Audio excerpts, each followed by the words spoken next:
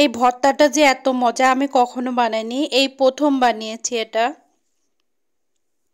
আমি কিছু রসুন দিয়ে দিলাম এখানে। এখানে 3টা বড় রসুন আছে, আমি ছুলে নিয়েছি।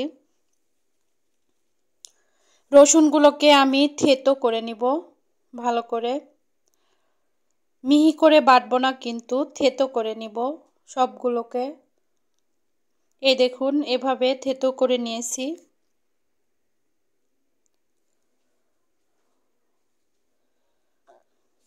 এবার আমি রসুনগুলোর মধ্যে মরিচের গুঁড়া, আপনারা যে যেমন ঝাল খাবেন, আমি অনেক ঝাল খাই, এজন্য মরিচের গুঁড়া বেশি করে দিচ্ছি। হলুদের গুঁড়া দিলাম হাফ চামচের মতো। ধনিয়া গুঁড়া দিলাম হাফ চামচ। দিয়ে আমি সামান্য একটু স্বাদ লবণ দিব। দিয়ে আমি এটাকে ভালো করে মিশিয়ে রেখে দিব।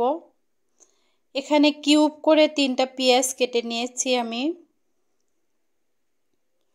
পেঁয়াজগুলো হালকা একটু নরম হলেই আমি এর মধ্যে টমেটো দিয়ে দিব। স্বাদ মতো লবণ দিয়ে দিলাম।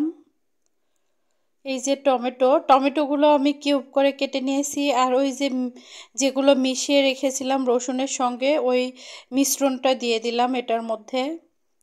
সত্যি বলতেছি, এটা খেতে অনেক অনেক মজা। একবার হলে আপনারা বানিয়ে খাবেন এই ভর্তাটা।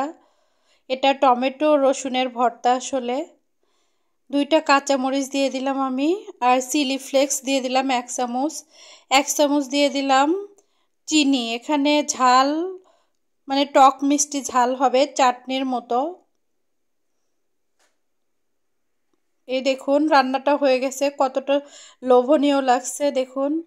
এখানে আমি তারপরে ডিম রান্না করে নিয়েছি পেঁপে দিয়ে, কাঁচা পেঁপে দিয়ে ডিম রান্না।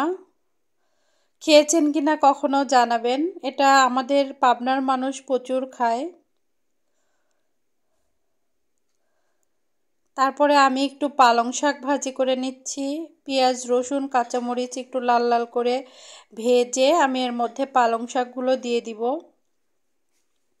আসলে একটা 3 মিনিটের ভিডিও বানানো মানে আমার মনে হয় অনেক কষ্টের। জানি না কার কাছে কেমন মনে হয়, আমার কাছে অনেক কষ্ট লাগে। 3 মিনিটের ভিডিও আমার হতেই চায় না। দেখুন আমি পালং শাকগুলো ধুয়ে নিয়েছিলাম, তারপরে দিয়েছি। এই যে আমার পালং শাক ভাজিটা হয়ে গেছে। আমি এখানে আলুও দিয়েছিলাম একটা। তারপরে আমি একটু বাইরে বের হয়েছিলাম। দেখুন রাস্তার পাশে এই গাছগুলো দেখে অনেক ভালো লাগলো। আল্লাহ হাফেজ।